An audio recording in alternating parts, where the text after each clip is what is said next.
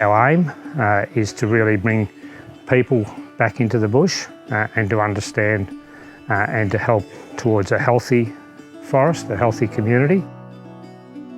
The Gippsland Forest Dialogue is a derivative from the International Forest Dialogue, purely by Gippsland people, to encourage conversation without an agenda. One of the key focuses of this scoping dialogue was to build relationships and trust among leaders from different fields, and I think we've done that really successfully. We saw forests which are used for recreation, we saw forests which had been harvested and were regenerating, and we saw forests which had been burned and forests which hadn't been burned recently. As we were travelling through the various sites and the various forests that we visited, was just that openness to listening to each other, but also listening to the forest, which is part of the forest and part of the conversation. We're all here because we care about the forests and have a connection with the forests. One of the next steps through future dialogues will be to use that foundation to honing in on some key topical discussions that we've just sort of scratched the surface on through this initial dialogue.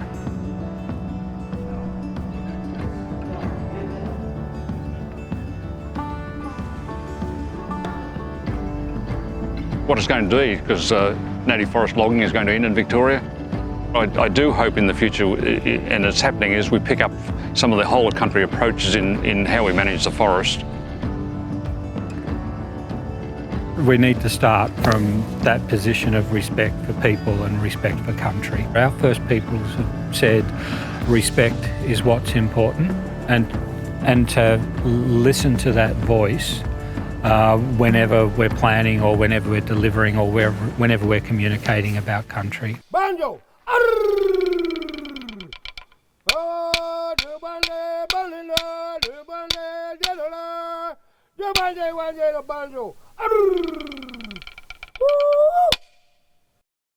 We all get paid to do our jobs, and we've got a spiritual connection. But the most important thing about this country is no different to you yourselves.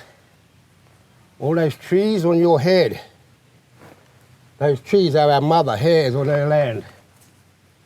All those little creeks that run through your veins, your arteries, the rivers, the creeks, the system. Where's your connection? What are you doing here? What's your plan for this country? What's your plans for our future?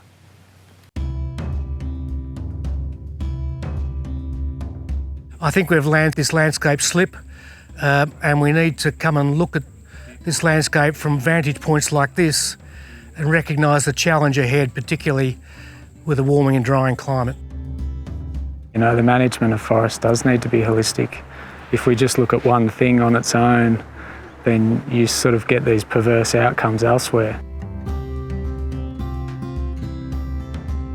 I thought I'd be really drawn to biodiversity and the environmental side of things, but I feel like throughout the weekend I've been really drawn to the people side of things and the social inclusion in the communities, and also the recreational side of how people engage and explore forests and just bringing those communities together. It's actually about the community who are associated or live or work with that forest, being able to have their say, to be able to make a contribution, not just on the resources, but on the spirituality or on the aesthetics or on just the opportunity to be in forest.